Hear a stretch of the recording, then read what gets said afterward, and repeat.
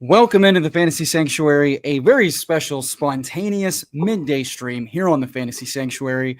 We got things on our mind we want to talk about, and we want to just rip, a fun, let's get into it draft. And I'm joined by none other than my very gracious co-host on the Typhel Tower, best ball guy here over on the Sanctuary. How you doing, brother? How's it going?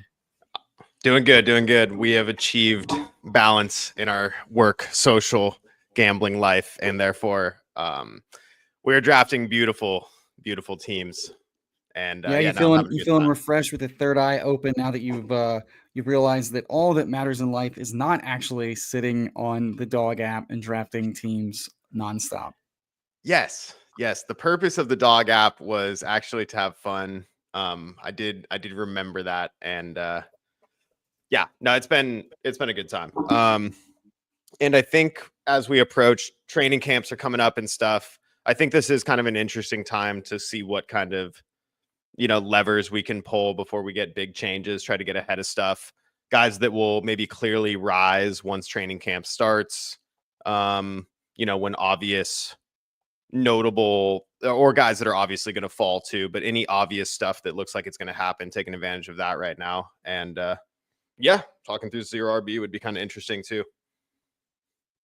Yeah, so kind of curious your thoughts. You seem to be thinking that folks have kind of lost their way with wide receiver in the current landscape. And so it's interesting thinking through like, historical zero RB was kind of like a managed league way to, outdo folks at the onesies. We talked through that with Rob a few weeks ago here on the channel.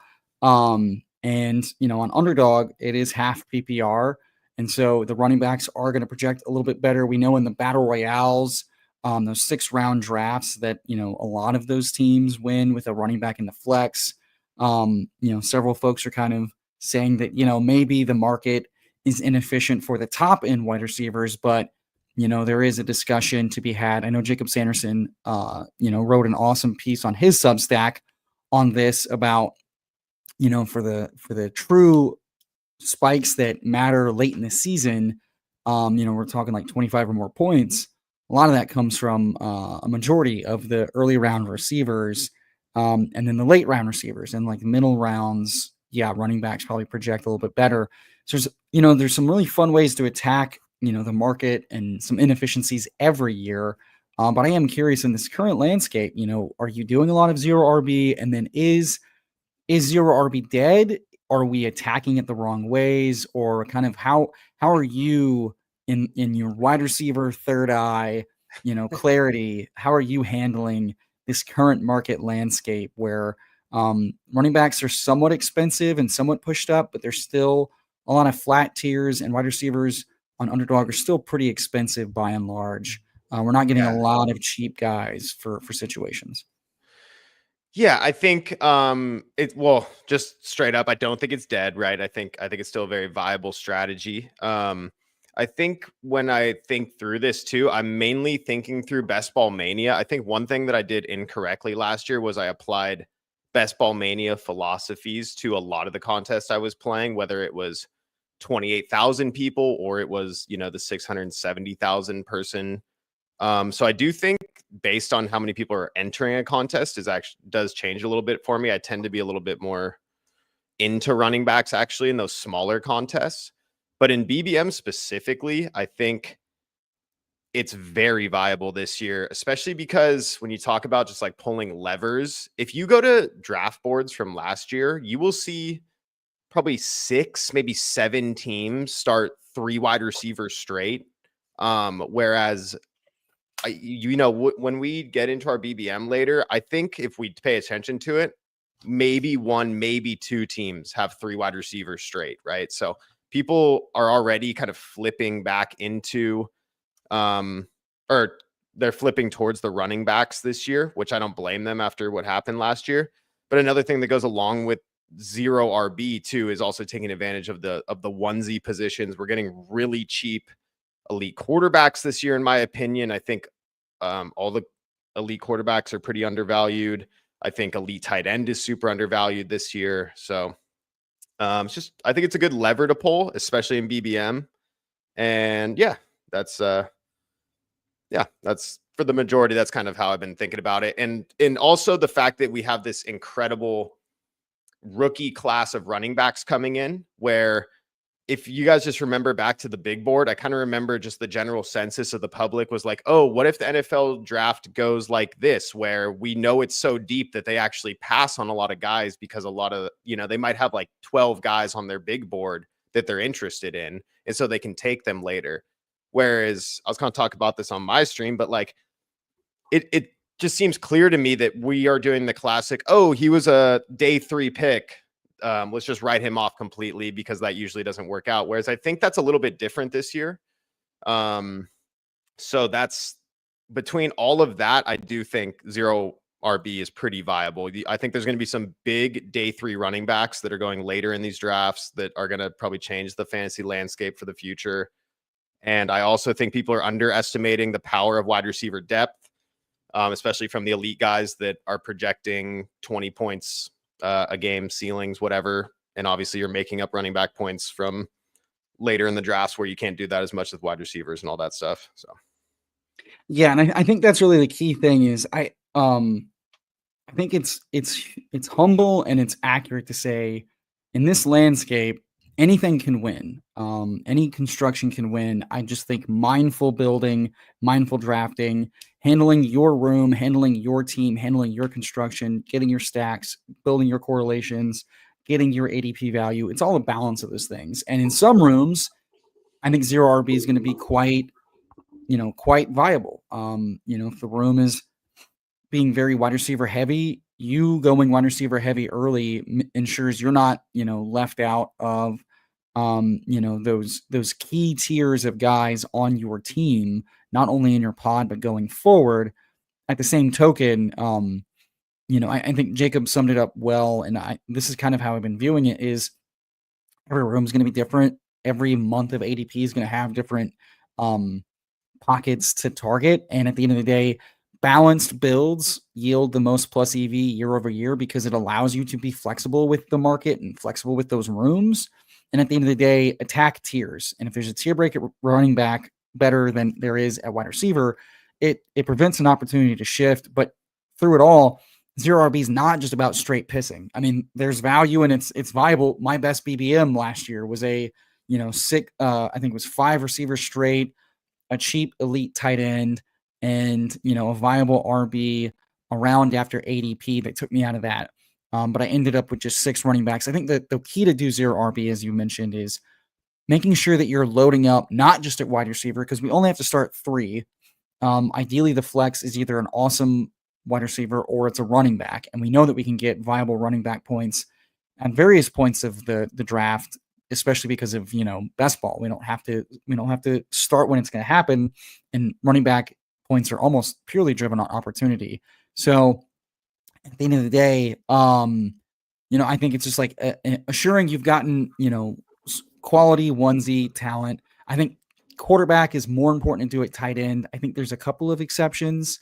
Bowers, McBride, and Kittle all present really nice leverage in their ability to earn targets, their red zone opportunity, their potential to break out and spike and lap not only their position, but also lap a bunch of the positions in their tier. Outside of that, I think, the quarterback's going to separate themselves a lot more. And so mindful building of zero RB, especially what you mentioned, some of like the candidates, I think the rookie RB point is salient because every year we see the rookies will hit. The rookies we think will hit right now are likely not the ones, we're going to get. Right. We're going to get late season guys that come out of nowhere. We're going to get early season guys. We're going to get training camp stuff. Injuries are going to force a bunch of different things. So at the end of the day, I think it's, and there's cheap veterans right now, and there's cheap rookies that are falling right now. So I think it's a good time to be able to build it. I think there's always going to be a good time to build it, but it's going to be about doing it mindfully and also mixing up the types of guys you're doing so that all your zero RB teams aren't the same. And we've talked about a bunch about making sure that we're drafting different versions of teams in general. So I like those thoughts, and I think it's good to always kind of remind ourselves that like no construction is dead or better or more alive just being more mindful in your drafts is the way to go. And as we talk through all that, we are in a 30-second BBM here because it's time to chase $2 million. Let's say what up to the chat real quick as we vamped. Who Hames, Bendels, Steve, what's good? I know Thad, big RB guy, Omega King. What's up, Andrew? What's up, JT? 30-second Jeremy. I'm just going through my 5 semifinals teams that I had last year, and 2 of them were Bijan, but then after Bijan, we pushed it all the way down to like that Chase Brown 9th round kind of range. But all of these are pretty 0 RBE teams. Even the one that we had, technically, we did take Christian McCaffrey at the 101, but next running back was Chase Brown, then Ray Davis, then Bucky Irving. So literally just on Chase Brown, Ray Davis, Bucky Irving, our 5th running back was Clyde Edwards-Helaire. I don't think hit the lineup once. Just on those 3 running backs, we were able to push all the way to the finals because our wide receivers were absolutely loaded. They were Evans, Metcalf, McLaurin, Jaden Reed, Brian Thomas, Dontavian Wicks, and Christian Watson. So, just hitting on also, the right players does all this. Yeah, exactly. It absolutely can work. A lot of things can work because part of these tournaments is also just like pod luck, right? And that too. And there were plenty of robust RBs that did not hit in the finals for one reason or another. But we are on the clock coming up here at 5, and I think Bijan for ADP value would actually be kind of interesting. I know we just did a whole ZRB rant, but it goes back to the article you sent me from Jacob Sanderson. Okay, CD is probably the pick, yeah. Or Gibbs, if you want. I don't care. But I like Gibbs. I like CD. This is where it's tough because, like, Lamb, we know what the bet is, and it's set up just fine to be very powerful. Well, you're not that into Schottenheimer's offense. So I'm not, and part of me thinks that, like, I kind of like. I think the Gibbs-Monty separation this year is huge. I think Gibbs could easily be the 101. I think we could be looking at the next Christian McCaffrey, basically, for the next 5 seasons. Yeah, I think part of this is, Monday, Tom and I went through our exposures and our fades and our stands. And I was fading Gibbs, and I'm not trying to fade any first round pick, but just because of draft slot, I've picked double the amount of 3 spots than any other spot in the first round. And so part of me is like, I've got Lamb at the 2, the 3, the 4, the 5, and the 6. I don't have enough Gibbs. And I do think that just like, Gibbs does present a powerful upside. We've gotten coach speak, early in the season that Laporta and Gibbs and JMO are the ones like really taking off in that early part of OTAs, and that they're really building on. That makes sense with Amon-Ra missing some time with his knee scope.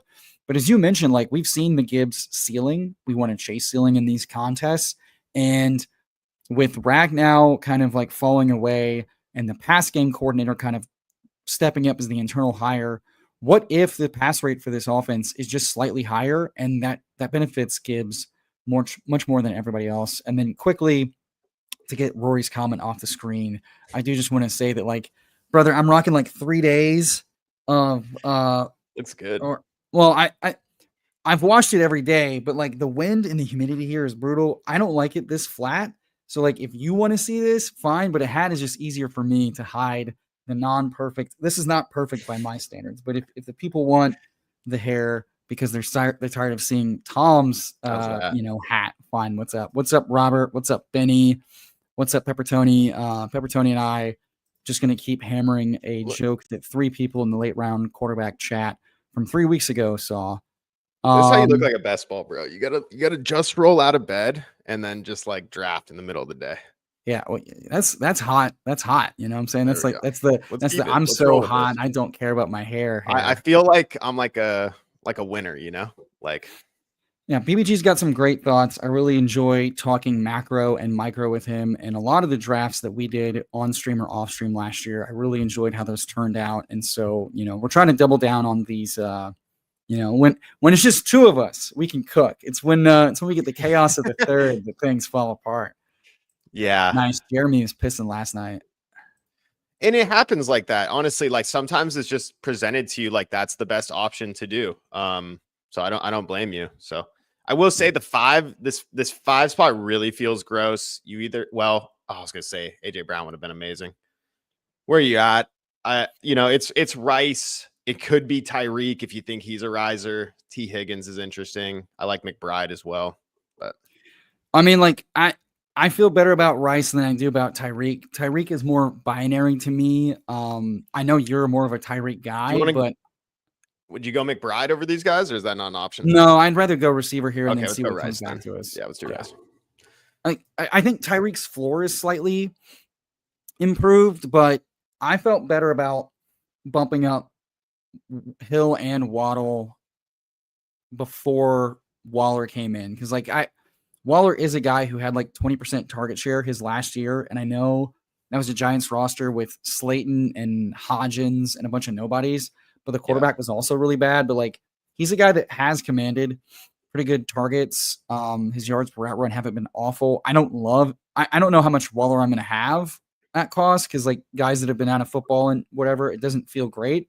But Yeah.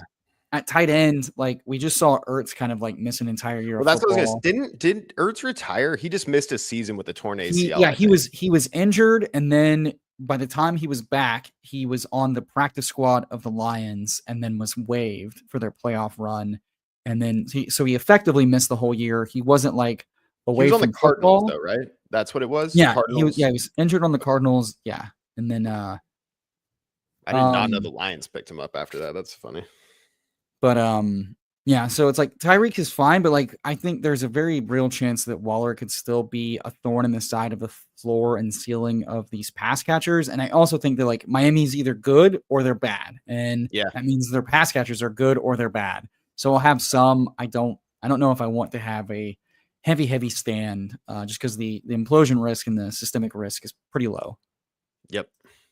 I like Yeah, that. and Robert mentioning that with certain points in the draft, it's probably more viable than not. But I don't want to lock myself into only saying I can only do like a construction from this. I think it's important to say like what parts of the board does it lend itself better to.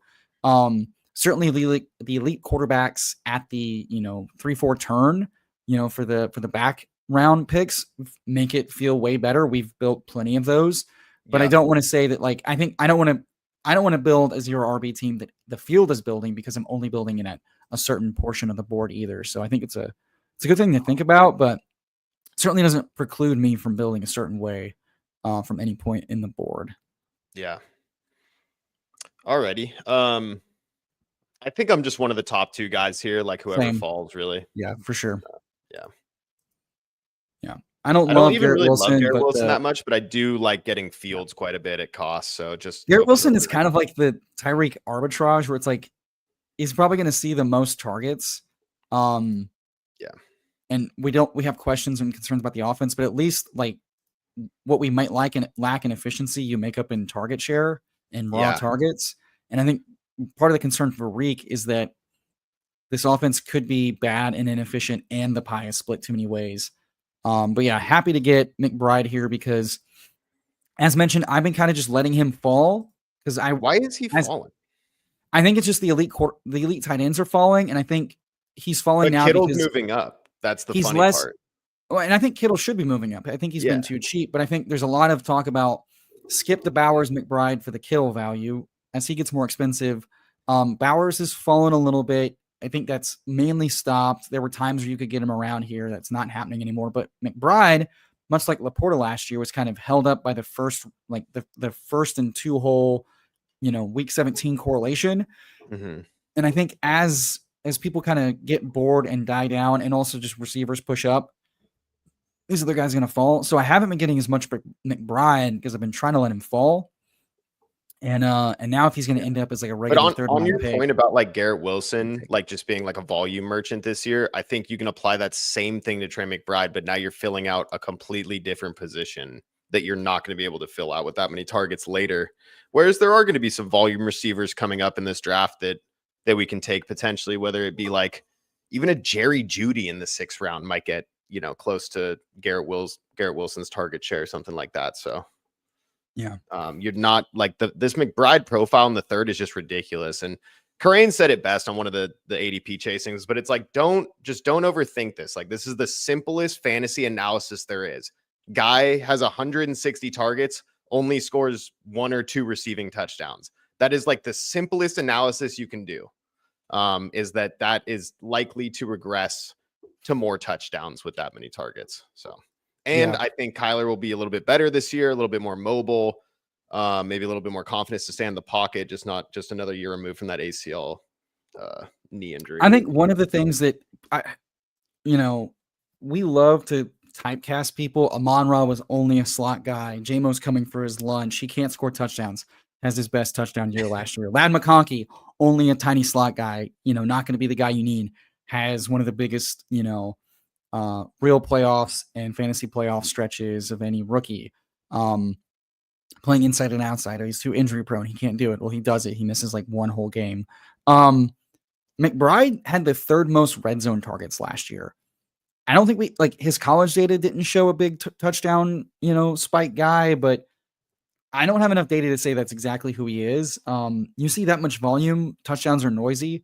How much of that is him being bad in the red zone? How much of that is Kyler being bad in the red zone? And how much of that is just bad luck? I don't have enough to confidently say one way or the other. And in the third round, at minimum, the volume is awesome. And I'm willing to say, what if I'm wrong about the touchdown variance? And if he just gets league average touchdowns, he's also athletic super too. Strong could double stack Chiefs. Don't mind that. Metcalf, Smith. Yeah, this is all viable stuff to me. Yeah, I've done a bunch of double KC, so I think that's I'm fine with that. Metcalf is fine. At this price, I don't like. It's the Garrett Wilson bet, but I know for a fact that the offensive range of outcomes is very tight because they're going to be slow, they're going to run a lot, and Rodgers is going to be, a quick throw or bust type of thing. Jonnu, more indication that these could be a heavier personnel, more bubble screen type of shit. That's not Metcalf's game. So Metcalf might very well see 110, 120 targets, but we're talking about slants, posts, digs, and nines. And behind that O-line, it might be a lot of Caleb, Warren, and Jonnu, and whoever else they're leaking out for quick hits. So I don't love paying a premium for like certain this guy's like that. That didn't work for Pickens last year. Now I know part of that was because Pickens is a diva and getting benched, but it's like the offense was so inefficient and so slow that there were games where he had 2 or 3 targets. It also was not working out for Garrett Wilson on the Jets with Aaron Rodgers either. You can't just take an elite talent at wide receiver plus Aaron Rodgers and assume it's going to work. It might not work. It worked with Devontae Adams because they knew each other, but I don't expect it to work. I think it's the classic 39 seconds each play, hand the ball off twice, check down to Jaylen Warren, something like that. It's going to be really gross. And they're going to be, I love, once again, the joke they made on chip chasing, how there's going to be Metcalf, Caleb Johnson, and Jonnu Smith on the sidelines during some plays. Like they're not even going to have their best players out there every play. Arthur Smith is so weird. I'm actually very willing to fade Metcalf this year at this price. Yeah, that's fair. And then KY asking, definition of zero RB. Tom, his RotoViz data shows like there's 2 types. There's like the first running back after round 5 and then first running back after round 6+. I don't think it matters to think through rounds so much. I think traditionally you would say probably not to like round 7 or 8. Some people would say not until around 9 or 10. I think ideally it's just like you've gotten 4 or 5 other positions before you have a running back. I think that's what I consider zero RB, and that's where I start considering my first RB is because I think that's when an RB easily starts outpacing the likes of the receivers. That said, we're on the clock here.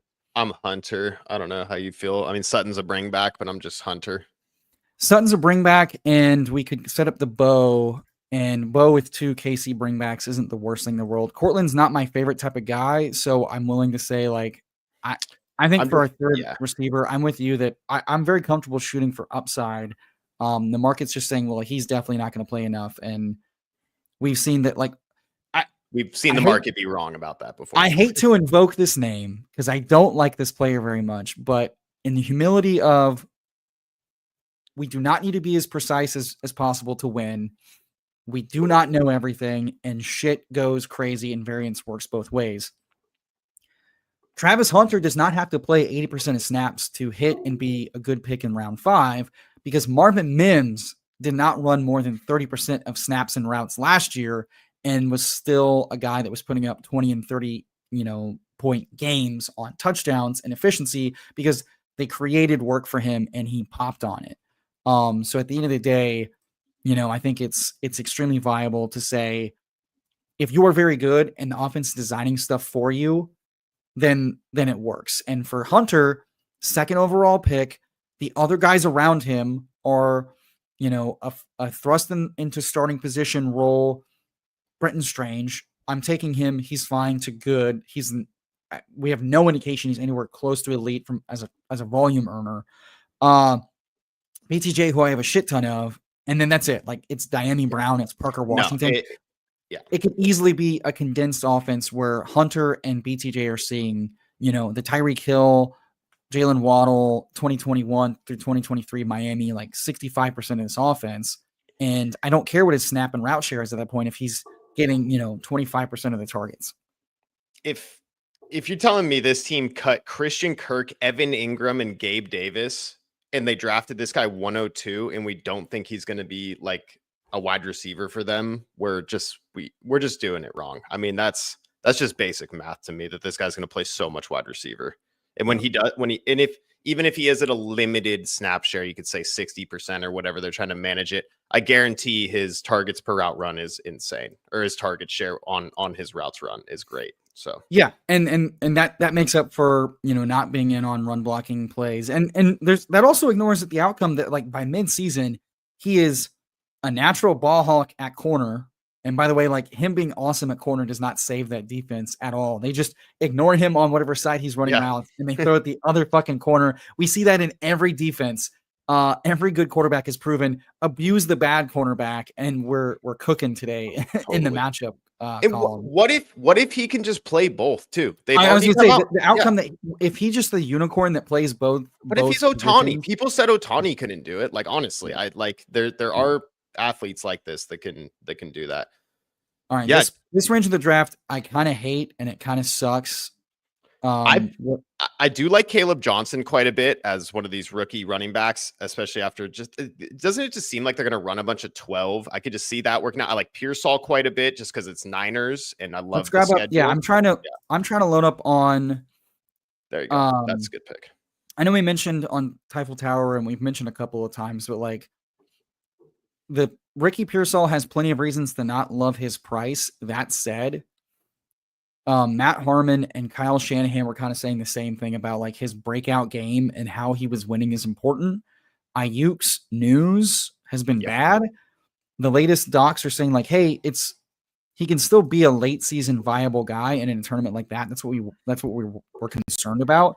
But to me, it's looking more and more likely like Ayuk starts on the pup and gets ramped up, physically, and that's going to take 4 to 6 weeks minimum. And we're talking about, half to 2/3 of the season where Ricky is the second receiver on an offense that we think regresses really well to the mean for passing efficiency and explosion, especially with Purdy getting paid all that money. They kind of have to make him do the damn thing. Purdy looks like he's the guy. His deep passing was awesome last year. So I like Jennings a lot, but it's also like with the first overall soft schedule, give me as many Niners as I can get. Yeah. And for now, I think Jennings and Pearsall's prices do not reflect that they could be basically it's just them and Kittle for targets along with CMC. But like it's just them as pass catchers for like, a third to half of the season. And then that's if we get no setbacks with Ayuk, whose work ethic's been, interesting. He, physically it could just take longer to get back. If they're in a, if they're crushing, they don't have any reason to rush him back. He's an expensive allocation. So yeah, I like taking the shot on year 2 guy, first round pick. I was semi out on the pricing, but that was before we got bad Ayuk news. And that was before, digging into the Kyle Shanahan comments and the Harmon charting data. So I've come around to like, just give me all of the not Ayuk Niners. And then once Ayuk gets out of the top 100, it's a different conversation then for being able to fit him into a roster that can take him into the playoffs. Definitely agree with that. All right. We got Chiefs double. Mahomes is not an option. He should come back to us. Right. Yeah. I think it's one of the Green Bay boys, honestly, is usually how I like to play. Or I don't mind Diggs. I think the news on Diggs has been good. And the fact that Kyle Williams is not one of the starting guys gives me like if Pop Douglas is who's running the slot, to me that means Diggs can just be the favorite to smash Yeah. targets. I don't mind the Green Bay guys. I also Yeah. don't mind trying to set up a Drake May stack either. No, I mean, I love Drake May. That's the only reason I'm willing to take Diggs. So it's kind of nice late season. We already have 4 starting guys technically. So if you feel comfortable with that, I'm cool with that. Green I Bay just is like very if we're ambiguous. talking about like the Reed thing is we know he's got huge spikes, but he's a part-time player. We just did a dialogue about part-time players. I'm coming around to like as Reed gets cheaper, it becomes more palatable to say I like a part-time player with bigger spikes than a slightly more part-time player with lesser spikes and like Shakir. So it's fine Yes. that Reed goes above Shakir. Golden is the rookie black box. We don't know what his true upside is. I think it's being underrated. His college career is probably being taken too hard against him. We see that like that's not necessarily who they are. We're just assuming he can't be a target earner. I think as a first round talent in this offense, if we do think that the pass offense is going to regress from being so run heavy last year, I think Golden's an awesome guy to take there. At the same token, Diggs looked really good last year in his role. He looked better EPA wise on the outside than in the slot. But the Texans said, "Hey, we want Nico and Tank to be our man beaters, our outside guys." So Diggs was operating in the slot. I think now he very clearly is their boundary guy who can move around. And if his competition is Mac Hollins and Pop Douglas for targets and Hunter Henry, I think Diggs can easily earn 110 to 140 targets. And if he's good and healthy, we know he's a route running guy. So it's like, to me, it becomes, I don't have to be as precise if I just say, I think the volume is there. The talent looks like it was there. And the offense has every reason to prioritize him. And like, and if you want to invest in Drake May, it's a really good way to do so. And I think a lot of people like us that build more zero RB or hero RB probably don't take Diggs as much. They do go for the Golden, they do go for the Reed. So I think it's a nice differentiation to say, well, I'm not going to be the Pop Douglas, Kyle Williams, Drake May backstack guy. I'm instead going to go for the guy that's probably going to earn a majority of the targets over the full season. Yeah, I got 2 things on that. For one, I think in a BBM, I do think we're gonna get CLV on Diggs. That's kind of one thing I was talking about for the stream. Like which guys will probably rise on any news. Diggs could be ready for week 1. We're not even sure. If that report comes out, Diggs is probably 5-6 turns, something like that. So just getting somewhat of a unique combo potentially. 2, I do think I've been doing this, like I'm just kind of blindly betting on Drake May this season for obvious reasons with the rushing upside and stuff. However, I do think Diggs is probably a really important part of the Drake May thesis because for Drake May to really have like his full potential where he throws 30 touchdowns this season, I do think you need to believe in Diggs being Stephon Diggs basically. Because beyond that, like you said, Kyle Williams isn't even like according to whoever isn't even on the starting lineup yet. And beyond that, they just don't really have much. So I don't like last year was really not great for the Patriots. So to just blindly go back in on Drake May, I need to like, I'm kind of adjusting my process right There's now. There's definitely more risk that they're really run heavy and not that efficient for sure. Yeah. Like they could just not be that good again. They could be a lot of Drake May could be really good, like IRL, but not really good fantasy or vice versa. We've seen Trevor Lawrence, like he was better than his rookie year, but he's not yet really broken out as a true IRL and weapon in fantasy. Do we want to take the Mooney? Could we take value Mahomes? And push Mahomes? There's badges, and I see Hurts as the lone QB, but I don't see any Chiefs unless I'm missing something. Someone might go Kelsey Mahomes is all I'm worried about. They could double tap. Well, do you feel like it's? I think I would just take Mahomes, honestly, because we already have such a big bet on it with those top. Well, we have Kyler as all right. Let's go Mooney. We have Kyler as the safety gap. We get ADP value, so like we've caught up. We've caught up at wide receiver, but not in a stupid way through values and guys we like for the most part, and it sets up plenty of other back stacks. I think Mooney. If Pitts falls off, Mooney and London could be really nice consolidating of targets. If London misses any time, Mooney's contingency value rises exponentially. He looked much better than I gave him credit for. And I'd rather take plenty of him now in this like 9th round when guys like Higgins and Pittman and Egbuka are off the board. And then like week 17 versus the Rams. I was just the whole schedule. They play Bucks. Ram. No, something, and then Rams. So they have a really good schedule. Mahomes goes naked to the Saquon, JT, Caleb drafter It is what drink. it is. Yeah. It might even be more realistic that Rice and Worthy kind of ping pong anyways, like on their huge I do weeks. not mind headless stacks. Yeah, like we're Yeah. going after two guys I like a lot, and that doesn't necessarily like these guys could meet or exceed expectation without necessarily Mahomes being the quarterback we need. And we can always backstack Bo if we wanted to as well True. to fill out the other side of that game with Mims and Yeah, J.K. if Bo fell all Dobbins. the way back to us, I would definitely consider that. Kyler I would consider goes. Bo here with no one else on the board we love, unless we want. Purdy with Pearsall is kind of Yeah, interesting. Purdy or Bo or Fields Yeah, all stand Fields out is to always. me. Yeah, I know.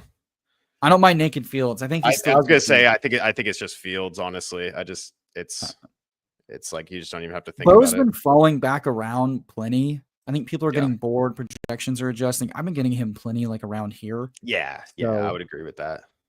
yeah. Also, But I I think the love our Wilson other draft will outs probably take him. because if you want to galaxy brain something, do we want Fields if May falls back? Would we want both the quarterbacks in that week 17 game? Maybe not. I would if we go But we also third right now we quarterback. have Fields with Stephon Diggs bring back, which is True, also interesting true. in its own right. So And Drake May always goes early, seemingly for the people that are super horned up to pair him with like Travion, mhm.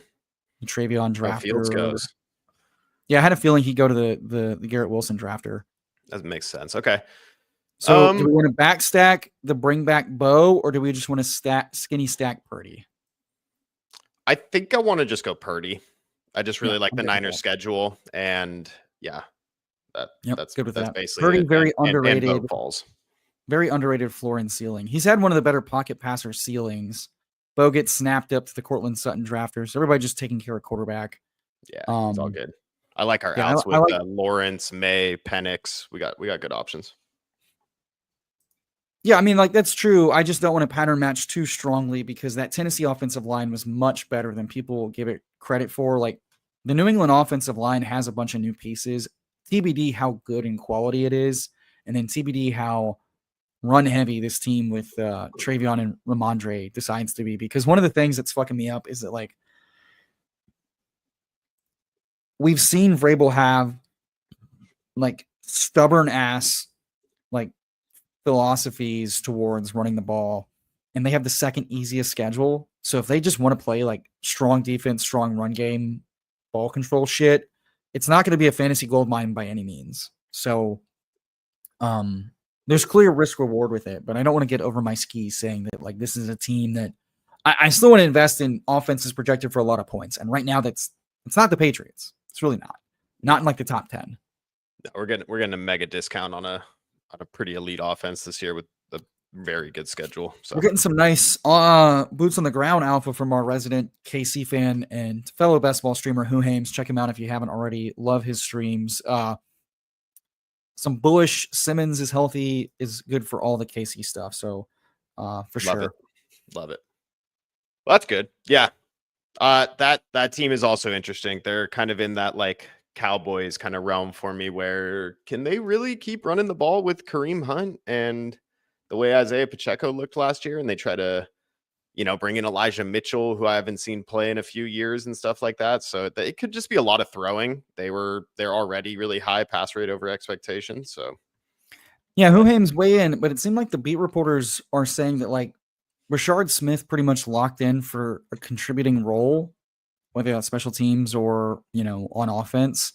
But it sounds like Pacheco going to get given every crack to maintain his starting running back role. Kareem Hunt used more sparingly. And like, we know who he is, but let's give Pacheco a way to, do something. And then it seems like Elijah and Steele, I believe, are the two on the outside looking in. They're either going to contribute in a big way or they're going to be cut. So seems like pretty bullish for Brashard Smith.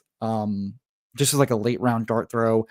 It seems like his odds of being a 0 are much lower because it sounds like he is factoring into special teams at worst, and that's at least active roster, and that gives him viability to make it into the starting lineup with a game day injury or just sticking him in to get some explosives if Pacheco is not recovered from his injury.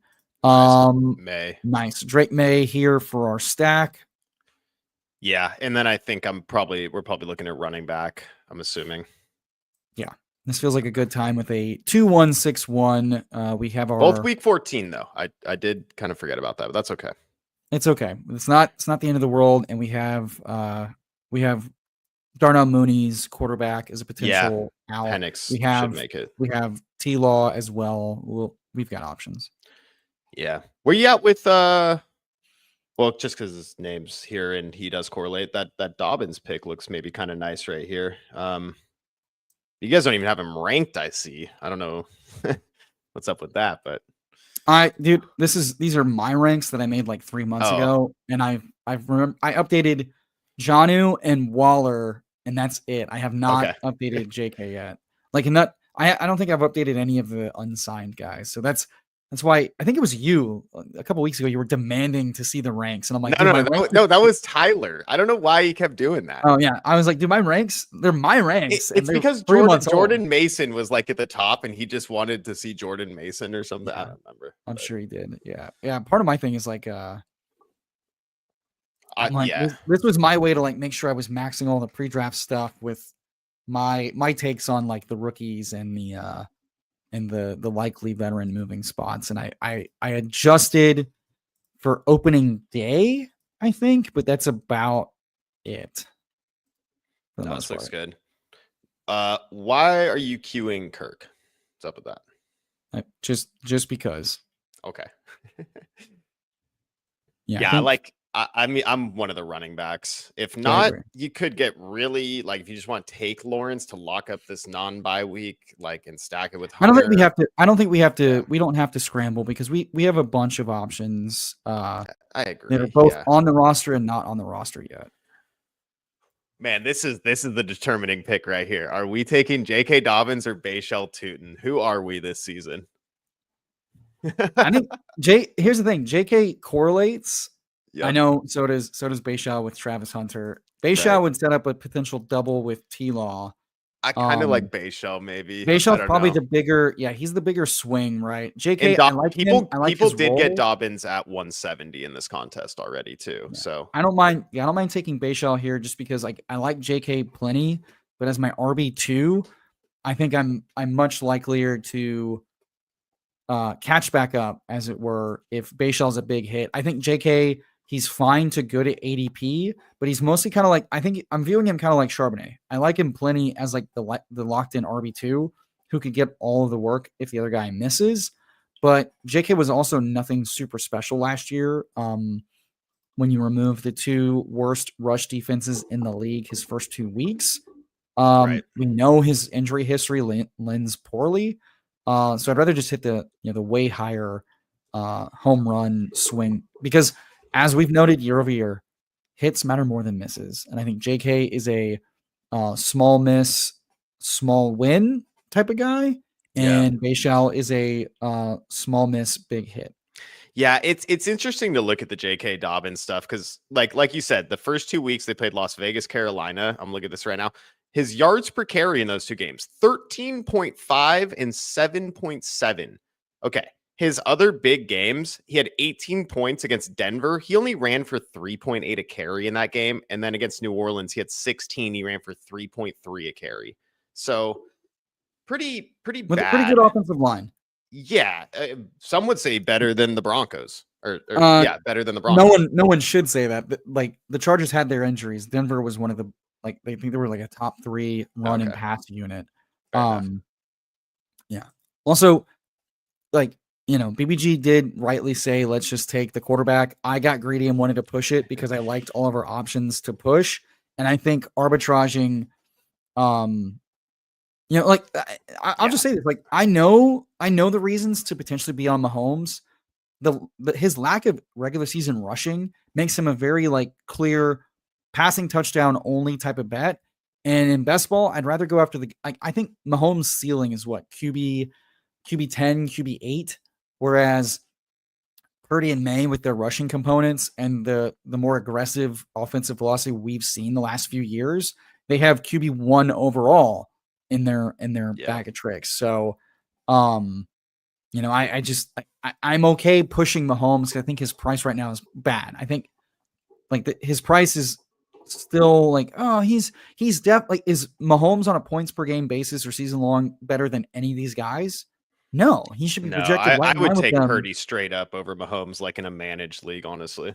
Yeah, absolutely. So it's like I understand why, but like I was fine saying I would like to get a wide receiver that the team needs after 2 early detours to set up another stack to Yeah. push him. And if we don't get him, the guys after him in ADP, I like more straight up.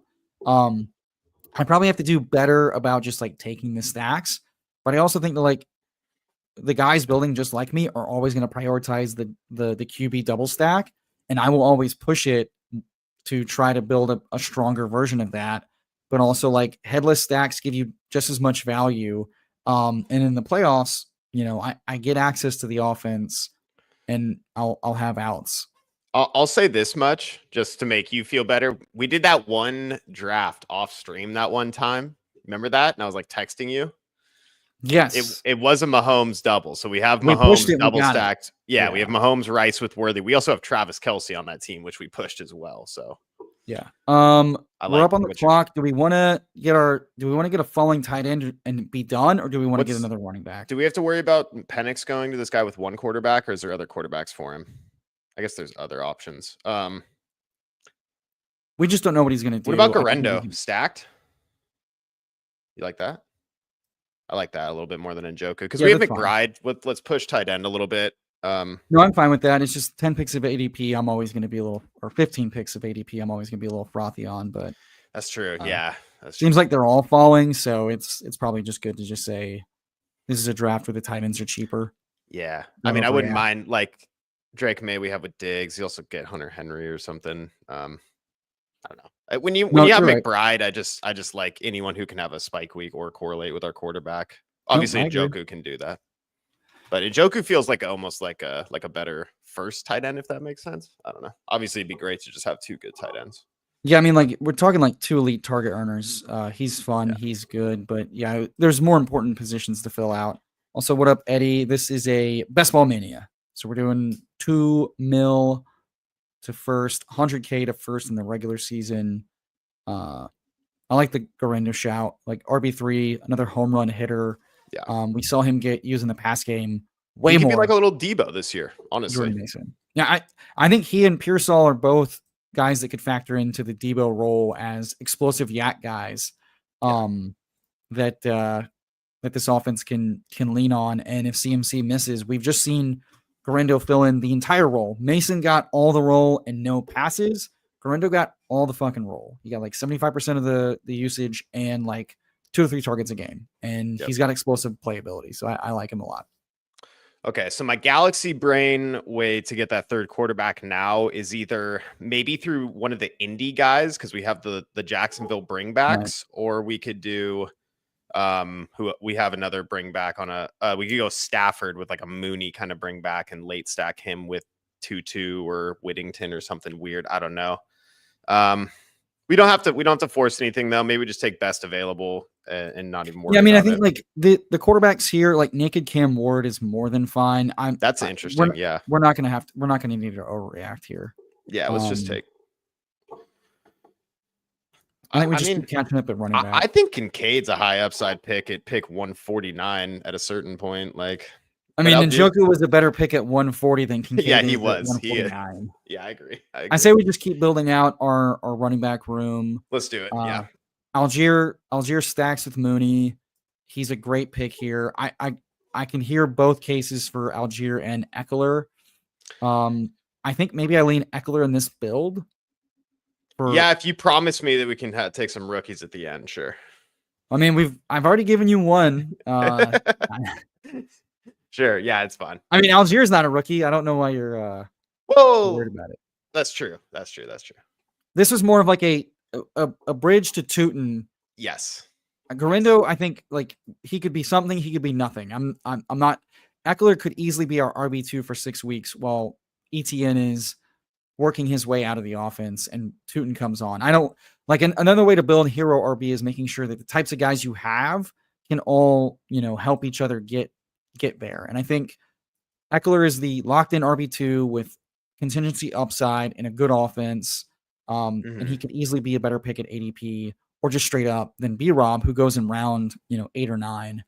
And then, thank you, Eddie. I've given you 2 rookies. We have Travis Hunter and Bayshell Tootin.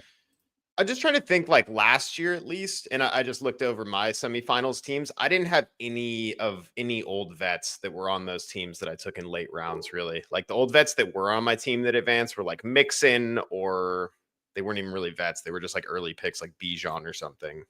So I don't know. How much of that selection bias? How many vets in general were you taking? Good point. Yeah, you're right. But I'm trying to think through who was a good vet pick last year that was like in the 150s. I guess you could say Chuba, but Chuba had really interesting circumstance with Brooks coming off a torn ACL ahead of him in drafts, which was just crazy to think about. I don't really know what else was down there. Like there was no Rashad White available last year. Like Rashad was a 6th, 7th round pick. You're just like a Rashad White-esque like player. Yeah. Well, I mean, J.K. Dobbins was the last round. Yeah, Dobbins would be like the example, but he wasn't even that good. So see what I'm saying? It's like, but if he bridges us to the next Bucky Irving, i.e. Bayshell Tootin, or he bridges us to Garendo, because CMC gets hurt or whatever. It took Bucky to like week 6 or 7 to start getting a good amount of work, and then until like week 10 to take over the backfield. So I don't want to preclude this team from benefiting in the playoffs to our rookie because we didn't, because Eckler and Algier are the same types of guys, like cheap, certain RB2, similar types of standalone value. You could argue Eckler's got a little bit more standalone value because he gets more passing work. Algier doesn't get as much passing work. Gretsch, you mentioned the projection pods with Leone. I've been enjoying those a lot. Gretsch is awesome as usual.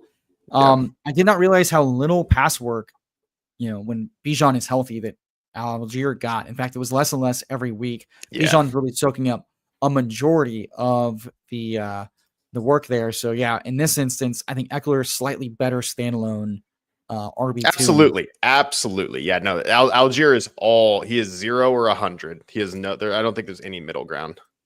Yeah. But we looks like all the normal quarterbacks. Ward's still there. Never mind. I spoke too soon.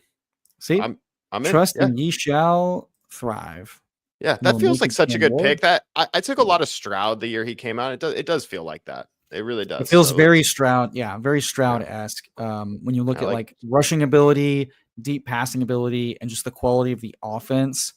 I know outside of Ridley, the pass catchers are a little nasty, but if you've got one guy that can be good, and then the offensive line is awesome, which it looks like it might be a top 10 offensive line just from like pending health, like just quality of guys.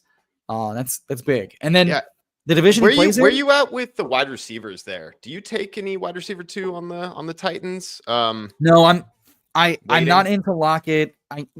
That's not a guy I want to take late unless I get told he's like, there was a little bit Tyler Lockett and DK Metcalf did talk like how the last 2 years Waldron was fucky, and then last year how Lockett was talking about how he was playing well, but he was getting phased out for JSN breaking out, and DK was like, yeah, I agree that it was shitty that they phased you out for JSN, but we get why you did that. He still looked like he fell off. So my thing with Lockett is if the rookies are not coming on and it looks like they're Polk Javon Baker-esque, maybe I'll take Lockett to stack with Ward, but I'm willing to bet that one of these rookies makes that's the starting lineup, and then at that point, I'll take who they tell me is making noise in training camp. But right now, I don't think it makes any sense to take any. Like, I'll take Chig, the running backs, and Ridley. I'm not taking anybody else right now because I think there are better, cleaner bets to make. I know hits matter more than misses, but also zeros hurt, and I don't want to take zeros. And I think Lockett and the rookies could all be zeros. Because I still think a guy like Keenan could sign and nuke all of them. I know it's a good point. Scary. He's not signed yet, but he does loom like, Chubb and J.K. Dobbins loomed for the Chicago guys. I will say Chig sets up very nice for this team. We do need another tight end. We could just simply stack Ward to Chig, call that. For sure. Roshan Dowdle is where this is kind of the thing that where I want to get into the rookies a little bit more. We've seen Roshan be bad. I think Dowdle was just a product of circumstance, and Sure, but for like RB5, I think this is a team that probably has 6. Yeah, I would just take 2 rookie shots, man.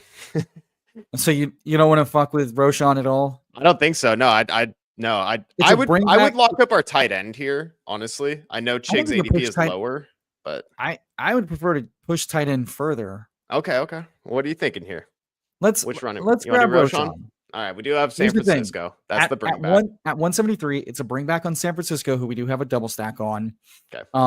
In this range, I think we're just taking shots on RB2s. Swift has also not been that good. Roshan has been at least used at the goal line. We have seen Jamal Williams have a league-winning season just on touchdowns. The offensive line is very good. The pass game could be struggle bus, and Ben Johnson goes more run game. And if Swift's not the guy, but also if they just split the work like 60-40, 70-30, and Roshan gets more touchdowns than we think, that's good. He's been involved in pass downs more than we think. That's good. And like, now that all of the free agent guys have signed or been traded, I think his role is safer than not, because I have to fade. I mean, and it's not the most comfy Singletary's on the team. It's not the most comfy thing. But like, it is a new regime, but Kyle Monangai, a 7th round dog shit profile, is what people are drafting. But it's not that bad, right? This is what I was talking about at the beginning. I'm saying that's not bad to beat for Roshan. For this build, he's been terrible, man. I don't know. Like, I'm not. It's weird. It's weird because I get what you're saying. Like, there's really no point in drafting Monangai right now on July 2nd when you can just wait a couple weeks and see if the reports are looking good for him. So I totally get hit that. Just because of injuries, though. Like, if they could want Monangai to be a thing. Roshan's good on pass pro. He's good. Like, he could be. I can see why he could break out this year. And they upgraded the O line so heavily that, maybe they just have a better run scheme because they don't have Eberflus or whoever they had before. I don't remember. Yes. Yeah. Is he still there? No, he got fired last year. That was the whole thing. Who's the OC of the Bears? I don't even know who it is. Someone Ben Johnson brought over from the Lions. Okay, it doesn't even matter. Yeah, it's just Ben Johnson, really. So yeah, they got Ben Johnson, upgraded O line. A lot of that stuff could like Roshan's been like the 3 Clan Doyle.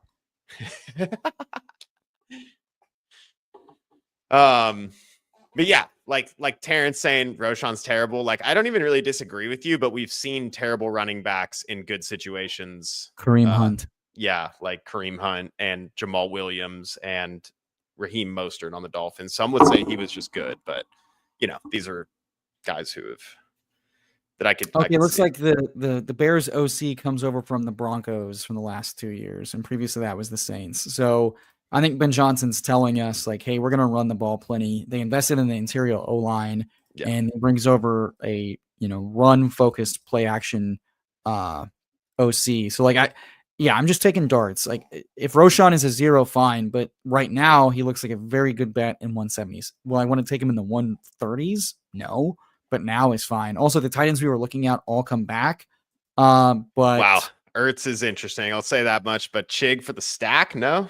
Ertz over Chig? Chig is there, and then there's a receiver if you want to pull up a receiver as our last receiver, potentially. I think we can push the receiver. Let's take I think I'm Chig for the stack, no? Well, then is there a running back you want to pull up first instead then?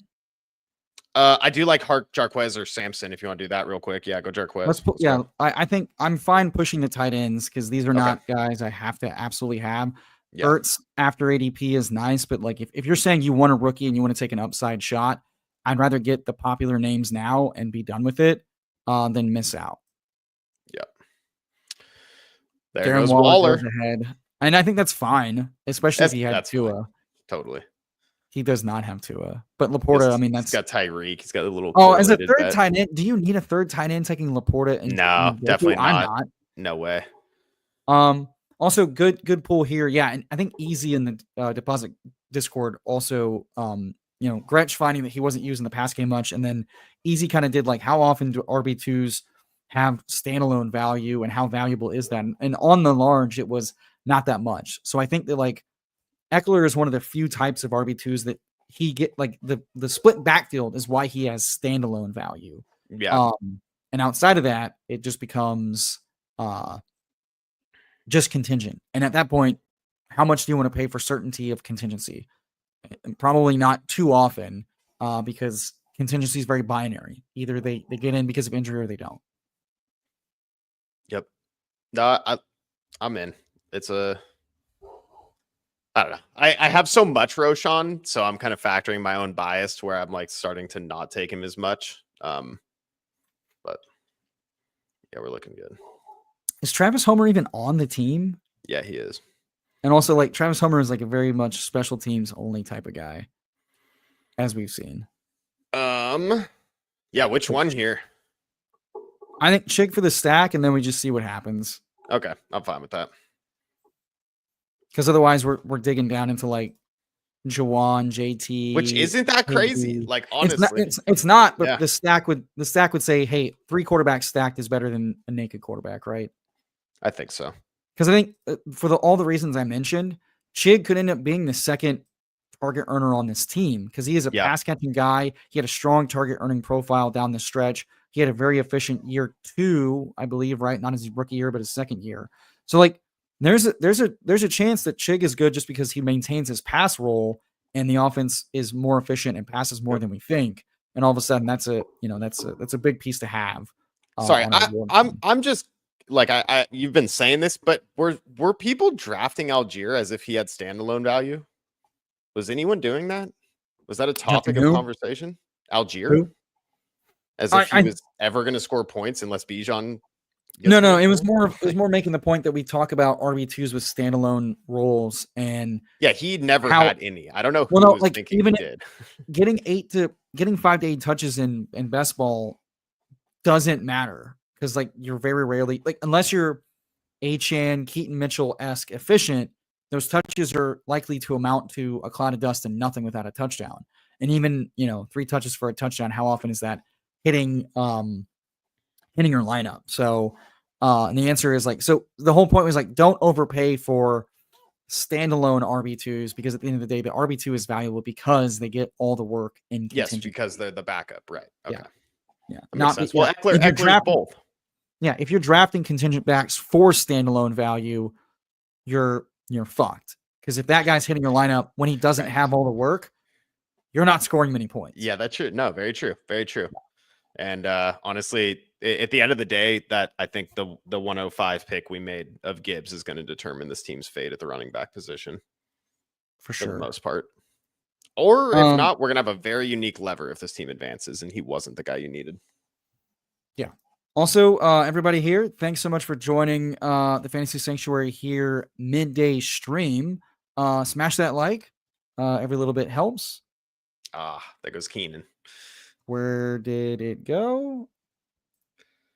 Hold on. Where'd it go? No, we're about to be on the clock. My draft board has disappeared. All right. Get your phone out. Get ready to make the pick on the phone. Pick a wide receiver. We're good. We're good. For those wondering, we did want Keenan Allen there. I think Keenan Allen, like in contests that aren't going to end until September, is a good pick right now because these are the contests you're really going to get CLV on him. Okay, we're on the clock here. Io Manor feels good. 2-2. Yeah, let's do one of the Tennessee rookies or 2-2. I'm fine just throwing the dart on the big X guy and saying fuck it. I did a backstage draft with Neil yesterday, and I kind of went over just to double check like DK's college stuff or Dyke's college. I don't know how to say his name. Sorry, but versus Ao Manor. And I came away liking Ao Manor's profile a hell of a lot more, honestly. Like DK's games in college, he didn't have big games against other good teams. He was a 5th-year player. DK only played 2 years. I don't know if he was playing another sport or something. But he had more receiving yards and more touchdowns than any of DK's 5 years in college. And he played well against good ranked defenses. So I like that Yeah, I pick. mean, one of my issues right now is I'm trying not to take too many late round rookies because they're just more likely to be zeros than not. But when it's stacked and late, and we're talking about late season, it's worth a shot. His target share and his dominator ratings are pretty strong. So it's the guys he's got to beat for a starting position aren't too bad. His athleticism was top 10 in the class, Yeah. and there's reasons to like him, mainly just like Lockett was phased out previously for being like a non-explosive guy. You see athletically he comps to Shakir. Shakir famously another fourth round pick that didn't really break out till year 3, year 4. So like he's more likely a zero than not, but we're talking about the types of guys to take late. Tutu's got a lot of good coach speak, but on a team where we did catch up at wide receiver with values and young guys, Yeah.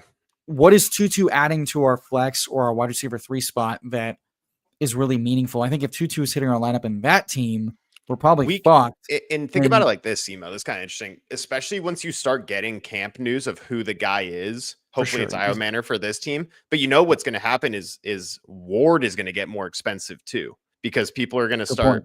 So we're going to start getting more expensive Ward. Chig will probably move up because people are doing more Ward stacks in general. So we might have just got like one of the cheapest versions of like the Tennessee stacks you could get. For Hopefully, we sure. picked the right rookie, but I yeah, just think Ward will I move think what up. he offers this offense is pretty interesting. And in the event of a Ridley injury, I think he's going to hit the field regardless because of lack of depth.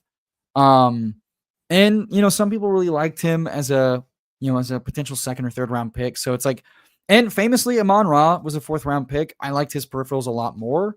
But there's reasons to be into it. Look up DK's stuff on Player Profiler Well, when you and get a I chance. also just want to remind folks, because I want to recall his RAS was pretty interesting and something that, to think about. Wow, His that's speed grade, awesome. great, but his explosion was elite. So if this offense just and that's one of the things Ridley doesn't have. Ridley's athleticism is very middling. His whole thing is he's a route technician and he's a big body. So one of the ways Elick could actually get on the field is just being like bubble screens, slots, like power slot, whatever. They said they're going to move Ridley all over the formation. Well, then it makes sense to have guys that can play, that can rotate inside and outside, that allow Ridley to go inside outside. So there's reasons to like him. I would like to hear about news first, but in this build, it made a lot of sense to just double stack Cam, and we get all of our guys either double or skinny stacked. Some nice bringbacks. I'll refresh the team, label it, and we can give it a little once over review for our hero RB team.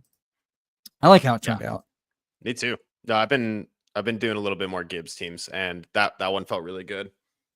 If we got the Mahomes, maybe it's like super ideal, but whatever. It kind of got us into a weird Tennessee thing that I've kind of been liking doing because, like we've been noticing, I'm sure everyone has. Ward is always that last quarterback. He tends to fall. I felt like early on, Ward used to kind of get snapped up right when Stafford and Geno went, but now he just kind of like trickles down like an extra round for no reason. So I do like getting Cam Ward at these I don't find super it that cheap weird prices. because we always see these speed guys taken earlier than they should be just because of paying for speed. And I wouldn't be surprised if DK is their field stretcher, special teams guy, not necessarily someone that fits into like how the team works, because the more one-dimensional you are, the worse. I think DK is good for like opening up space for Ridley more than anything, but I think Ao Manor does more for this team for sure. Most likely. Also, teams do weird shit all the time. Never forget that who the Ravens took over Andrews and Lamar in that draft. Yeah. But yeah, also like these guys that look good in shorts, it's almost always the speedy guys that don't have a lot else to the Efton Chisholms of the world. I'll be much more impressed if guys are continuing to earn hype when the pads are on and the hits are coming in and more of the playbook is installed. But we finished with a 3-6-7-2. Purdy, May, Ward. I like that QB room. Plenty, a lot of upside in rushing and passing. These are the types of guys I want to target. The rushing floors are underrated or much higher than we think, especially with Cam Ward scrambling. May's designed running, with McDaniels, the way he used Brissett, as a rusher. could be really interesting and unlock May's floor and ceiling there. We talked about Purdy's underrated floor and ceiling, especially in best ball, but they also have underrated passing ceilings. And if their offenses are very good, that's even better for us. Gibbs, Tootin, Garindo, Eckler, Roshan, Hunter. I think this is the type of team you build when you anchor and push it deep. We go for the rookies. We go for some standalone. We go for some contingent. It's stacked. It's correlated. It's cromulent. This team Yeah. is, if Gibbs is doing his job, then it doesn't take much for either one of these guys to fill in for RB2 any given week, especially in the flex if one of them takes a role. Rice, Worthy, Hunter, Pearsall, Diggs, Mooney, and AO Manor. Some nice values, some nice team stacks, some olds, some youths, some in betweeners. I think this is a nice textured team. Yeah. I like this wide receiver room a lot for what I think Rice's floor and ceiling is. Worthy's the mystery box. Not my favorite pick in the world, but we see a world where he's contributing and spiking. You mentioned ping ponging. I wouldn't be surprised if it was more of like Rice is the steady Eddie, giving us, 7 to 12 target games, and Worthy's the guy who maybe hits our lineup 4 or 5 times in a very like Gabe Davis-esque way, but we've seen that's because it's like a 30.2 touchdown game. Yeah. We're both in on Hunter. We like the Pearsall. Diggs could easily be the guy that should have probably been going in the 5th round and isn't, just based on volume and quality of play.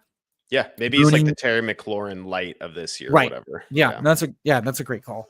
And Mooney and AO Manor for their respective tier breaks and spikes, and then McBride and Okonkwo. Yeah, McBride and then you add on the McBride too, which is just Yeah. such a just so nice. Like if we hit on some of those receivers, like if Hunter or Pearsall was kind of like the guy you needed this year, the Brian Thomas of this year or whatever, and then you're like, we didn't really hit on Mooney or something else went kind of weird, or like Worthy's not very good. Like, how is this team advancing? You scroll down, you see Trey McBride has like 240 fantasy points for this team or something. You're like, oh, that's how it's getting through. I view Mooney. I view like Mooney like a safer version of Worthy. Like if he's going to hit the lineup, it's because he's getting deeper targets. He's efficient. Yeah.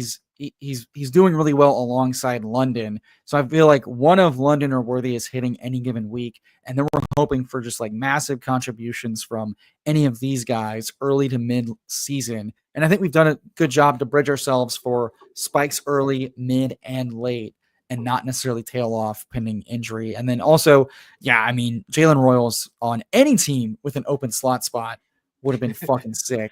So it really does suck that he's sitting behind Rice as the Rice clone. Right. Maybe not. I don't know. He's on a 1-year contract and was already phased out. So they don't owe him anything. If AO Manor's a dud, cool.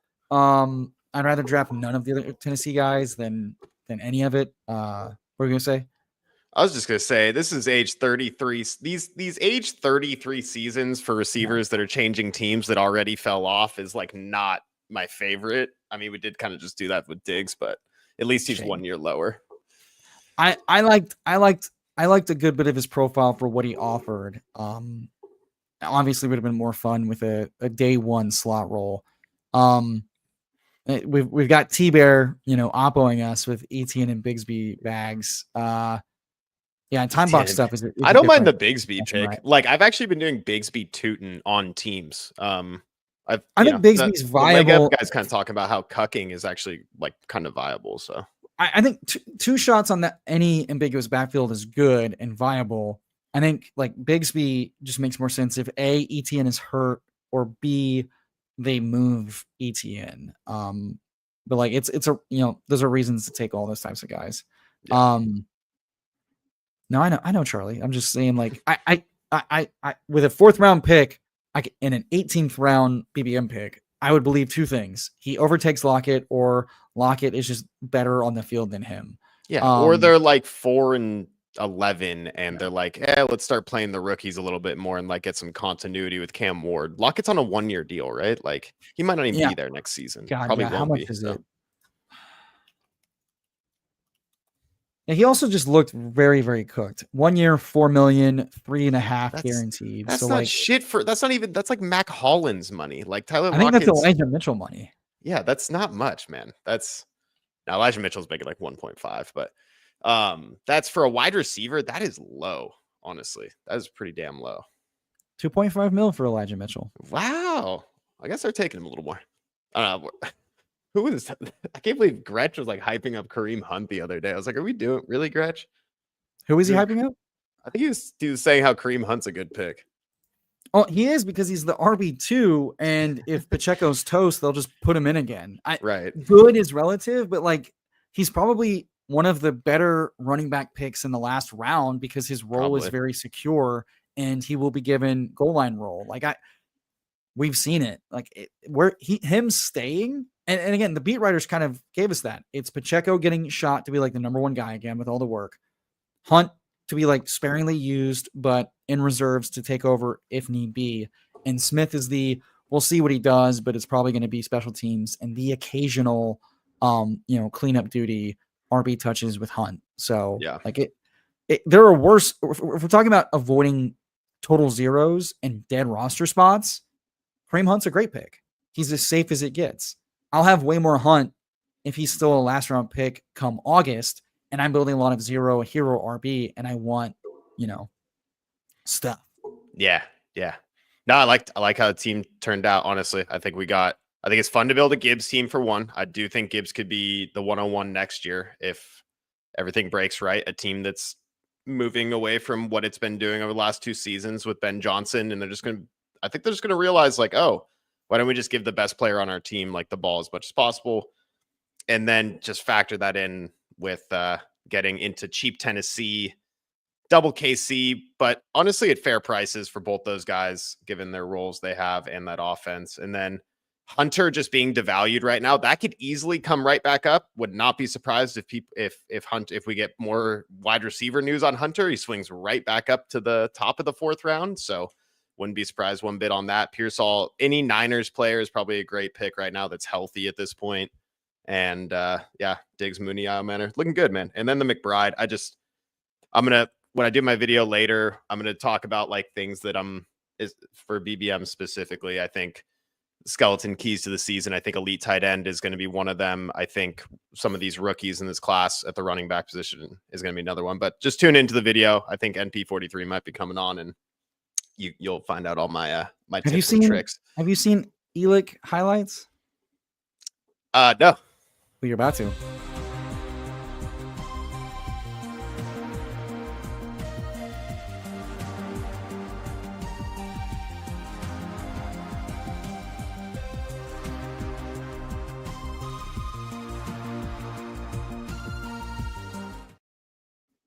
There's a little clip for y'all. I keep forgetting to use them. We're going to keep using them. But yeah, so Tom, exactly. Tom. I'm like, fuck, I keep forgetting to have these great clips when we take rookies. Check out Basketball Guy later tonight, as mentioned on his channel. We do a lot of great stuff. Typhoon Tower will be coming to you Sunday night. Tom will be back here. I believe Typhoon Tower is going to be on Fantasy Sanctuary. So you're going to get 2 Fantasy Sanctuary streams Sunday. One with Tom and one with Typhoon Tower. So a lot of awesome jam-packed Fantasy Sanctuary weekend on tap. Check out Basketball Guy on his channel. Check out Basketball Jeopardy with Neil and Pete Overzet, I believe, happening here in 1 minute over on the Fanspeak Network. Epic. Nice. And Thad already he read the cheat sheet. He says no zero RB for the skeleton keys. But it's not going to be about anything else. What else you got going on? No, that's it. But don't. It's not zero RB. It's not structures. It's I think it's things that you can apply to any draft and build with any structure. But no, that's all. We got a Typhoon Tower Sunday. We got the gym right now. The sun has poked through, so I can grab my little kickboard and do my little pool swimming now, get the knee moving. And I'm going to go get some exercise so we can have some good drafting later, man. But no, thanks for having me. That was a fun team. I always enjoy doing BBMs with you. So that was great. Yep. Thanks, everybody. Catch you next time.